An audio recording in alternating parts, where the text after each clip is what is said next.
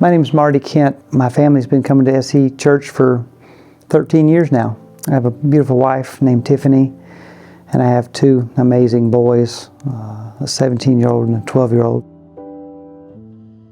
My wife and I tried for 9 or 10 years to have kids, and we just weren't able to. My wife said, well, let's go adopt. And so I said, I'm good with it. Kagan's my oldest. We got him when the day he was 2.5. My wife uses this term that one was chosen and one was given.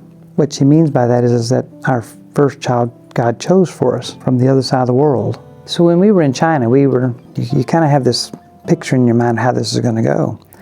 And I walk in this very government building, and this lady walks into a room, and she's holding the hand of a boy, and she goes, here's your boy, and that's it.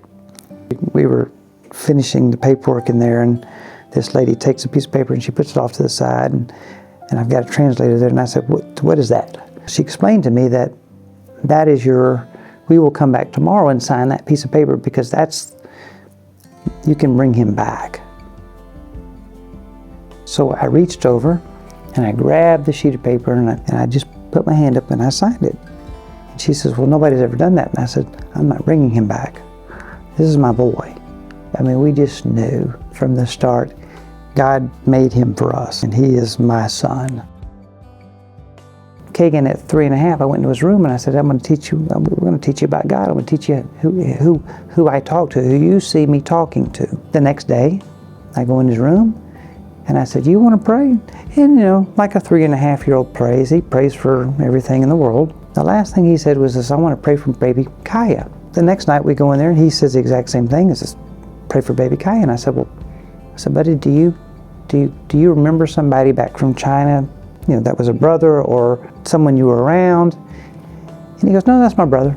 This goes on for a year and a half, every day. It became a joke to me.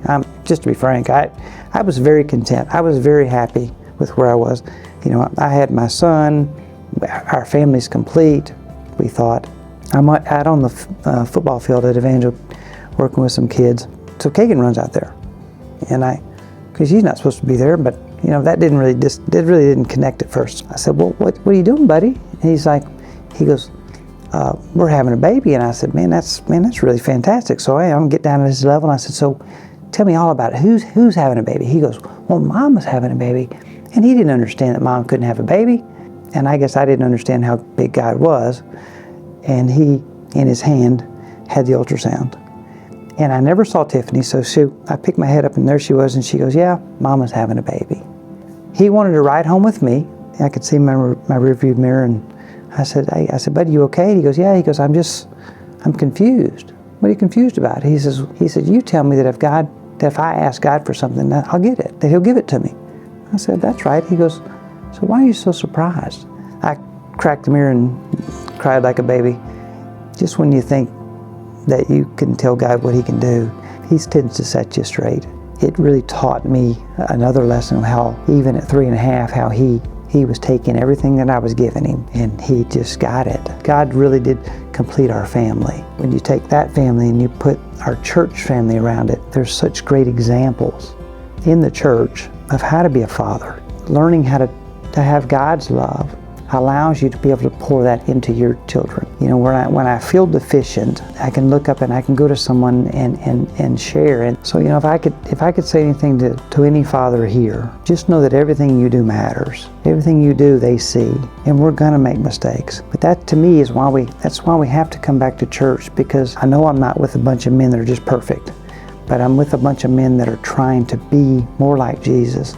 That's my goal every day, to get to be more like Jesus. In the grand scheme of things, we're all adopted, right? I mean, God adopted us. I guess I'm just thankful he did, because I don't know where I would be without him.